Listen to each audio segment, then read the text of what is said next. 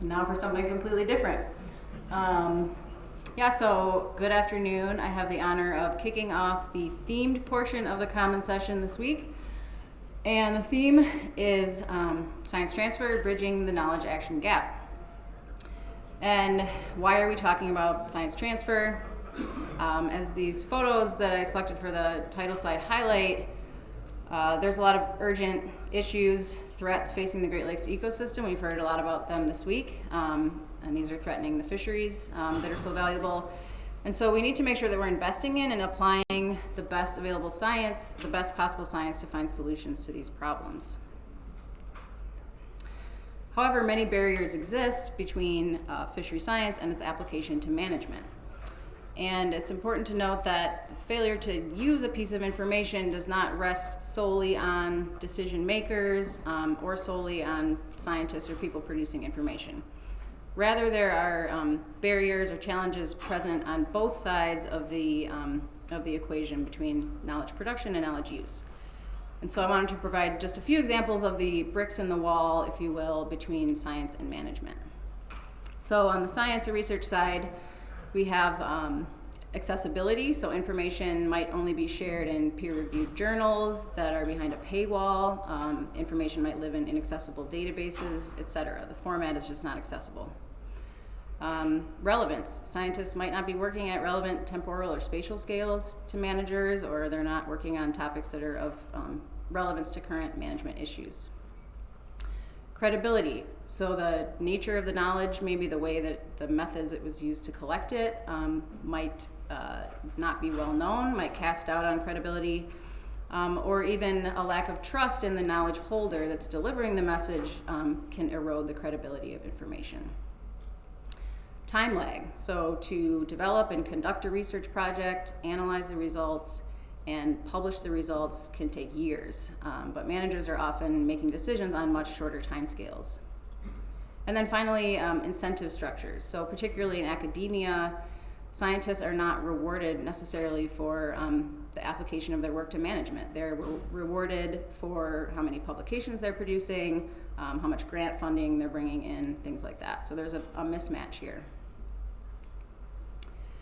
On the knowledge use side, you have a lot of institutional factors that can prevent sort of the uptake of knowledge. So there's rigid structures often in management where we just don't have the avenues for uptake. There's limited ability to implement change, especially in a rapid time frame. There's a litany of other agency-specific barriers that you might face. Social climate is important. Constituencies matter. And stakeholder opinions don't always align with the best available science. Political forces can be important, and this can force decision-making from the top down. Uncertainty. So managers are making decisions on things, a lot of things that range from science-based management to operational decisions like vessels and facilities, to personnel, to higher-level strategic. Sorry, I just skipped ahead. Go back. Uncertainty. So there may be too much uncertainty in science, or managers don't know how that translates sort of to the real world. And then time. Managers are making all these decisions that I just mentioned on different topics, and in a lot of cases, the time and opportunity to review highly technical information just doesn't exist.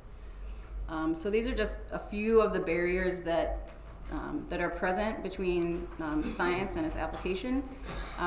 Tomorrow morning, I hope you'll join us for the panel discussion at 9 a.m., where we'll hear from some managers and scientists on sort of the barriers that they have faced in their work and some of the ways that they've overcome these. So the Great Lakes Fishery Commission has a science transfer program, and the program seeks to break down these barriers. And to help conceptualize this sort of knowledge action gap and what we're doing to bridge it, I wanted to share this framework, which is from a paper by Vivian Nguyen in Conservation Biology. And I like to think of this as the knowledge ecosystem. So we talk a lot about the Great Lakes ecosystem, right? And there's different components of the ecosystem, and they all interact, and energy sort of flows through the ecosystem. Well, there's a knowledge ecosystem that we all sort of live and work in. There are different components of that ecosystem, and information has to flow through that system. And so on the left side here, we have knowledge production and co-production. This is where new information is being generated. This is typically coming from research scientists at universities and government agencies. And I want to take a moment to acknowledge that in this talk, when I talk about knowledge, I'm primarily referring to knowledge generated through Western science.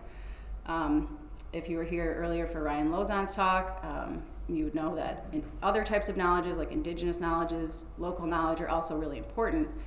And we're just kind of beginning to scratch the surface on how to draw upon those knowledges in an equitable and ethical way. One of the ways that we're doing this is by using two-eyed seeing approaches in our research programs. So the knowledge is produced and it then passes through the knowledge mediation sphere. And the knowledge mediation sphere consists of the broader environment and context in which knowledge is moving. It consists of the knowledge actors, or the people that are within that network, their own personal characteristics and perceptions. This relational dimension is the relationships among those different knowledge actors. And then the characteristics of the knowledge. So as I mentioned earlier, what format is it in? Is it relevant, etc.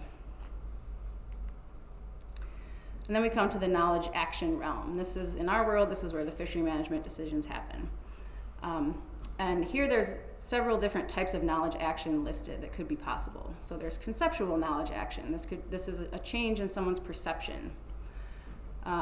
There's instrumental, so this is direct change to policy and practice. And this is kind of the area that I think a lot of us focus on when we think about change or action, is it's gotta be instrumental. There has to be something measurable. There's also symbolic knowledge action, so using information to justify current policies or practice. And then there's adoption or lack of adoption as sort of a decision. And so I think the takeaway here is that we tend to focus on this instrumental action, but these other types of knowledge action can be important and applicable to knowledge transfer, and there's probably a lot more examples of this than we give credit for. So the science transfer program seeks to break down barriers between science and management by operating mainly within the knowledge mediation sphere. And we do this primarily by connecting the knowledge actors with one another, and also by transforming the characteristics of the knowledge. And so we're really seeking to kind of tighten up these two arrows in the figure. So you have flowing from knowledge production to action, you have knowledge transfer and absorption. And then importantly, this bottom arrow, reevaluation and feedback. We try to really emphasize this through co-production approaches with knowledge users, and by doing this sort of frequent consultation and iteration with our audience to make sure that we're getting feedback and make sure that things are relevant and useful. So I just mentioned knowledge users, and I wanted to take a minute to talk about science communication, because we hear a lot about that, but that's not exactly the goal of this program. So to me, science communication is kind of this one-way push of information out from researchers to various audiences, often the general public. And this kind of one-way push model is sort of the historical mode of communication, the way that researchers communicate their science. So the science transfer program is not doing science communication per se, and the general public is not our immediate audience for our work. So rather, the audience for this program is fishery managers, and the knowledge flow is two-directional. So specifically, the audience that we try to serve are the state, provincial, and tribal fishery managers that have jurisdiction in the Great Lakes, and also the US and Canadian sea lamprey control agencies. And then, so rather than the one-way push of information out to the audience, we seek to foster knowledge exchange. So we're really trying to foster this dialogue. And I think it's important to note that fishery managers also have knowledge, and it's important that that knowledge be shared back to researchers. It's often what we call tacit knowledge, which is something that's gained through experience over time. It's held in somebody's head. It's not really easily written down or easily transferable, but it's really important to capture that knowledge and to communicate it to researchers to ensure that they can work on what's most relevant. And I do want to acknowledge that something we've learned is that often fishery managers' key information needs relate to communicating with their constituencies, with the general public. And so the public does end up sometimes being sort of an indirect audience for science transfer work.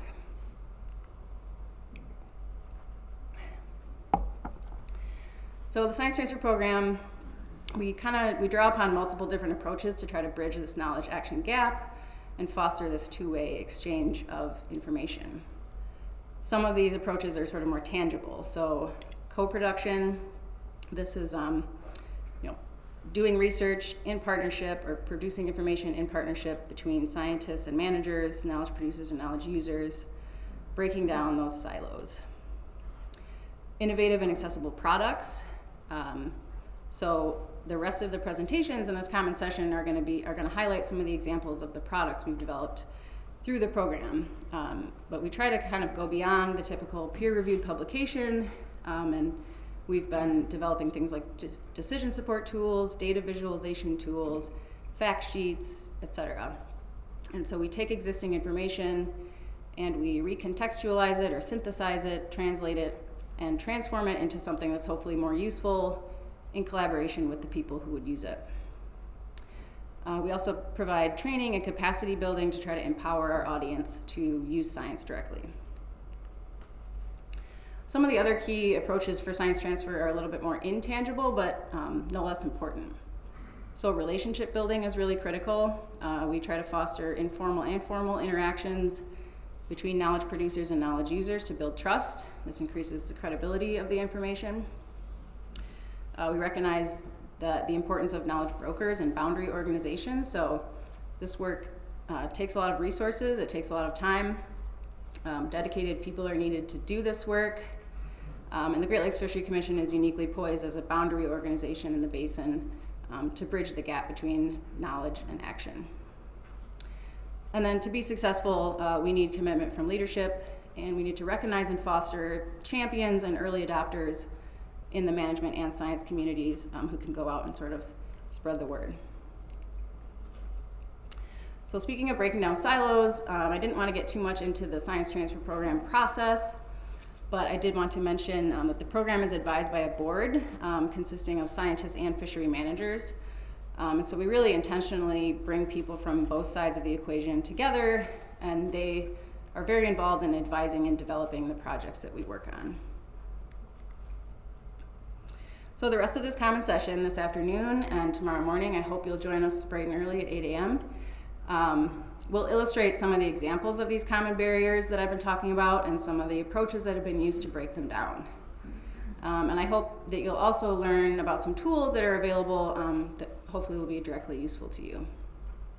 So just as kind of a preview, this afternoon we'll be hearing about some data visualization tools that were co-developed with managers, sort of a co-production approach. We'll hear about the Great Lakes Fish Stocking Database from Ted Tresca and the Lake Erie Walleye Telemetry Tool from Travis Hartman. We'll then hear about an interactive decision support tool for environmental DNA from Chris Wilson and Paige Bro, and we'll hear from Jeff Tyson as well during that talk, an example of how he's applied that tool to real-life decision making. We will also learn about the FishPath tool from Alex McGuffey, and this is an example of a training and capacity building approach. We will also hear from some fishery managers, Andy Todd and Brad Eggold, about sort of more organic science transfer that's happening outside of the science transfer program via the State of the Lake dashboards. And then we have the panel discussion I mentioned at 9 a.m. tomorrow with some managers and scientists to hear their own perspectives and experiences with transferring and applying science. And so I hope as we go forward with this common session and you listen to these talks that you'll keep in mind that knowledge ecosystem, that framework that I showed, and try to think about, what were the barriers that were present and what were the key things to breaking down those barriers. So if you are interested in any of the products that are mentioned during the session, they're available on the GLFC website in the Science Transfer Toolkit. There's a link here and a QR code. I also have some flyers out on the materials table that include this link, so you can take that home. And so to sum up, With the adequate resources and intention, it is possible to bridge the knowledge action gap. And I have my contact info here. I hope you'll reach out if you have ideas or questions. And we also have an online form where you can submit science transfer project ideas, and you can do so anonymously if you so choose. So with that, I will take questions.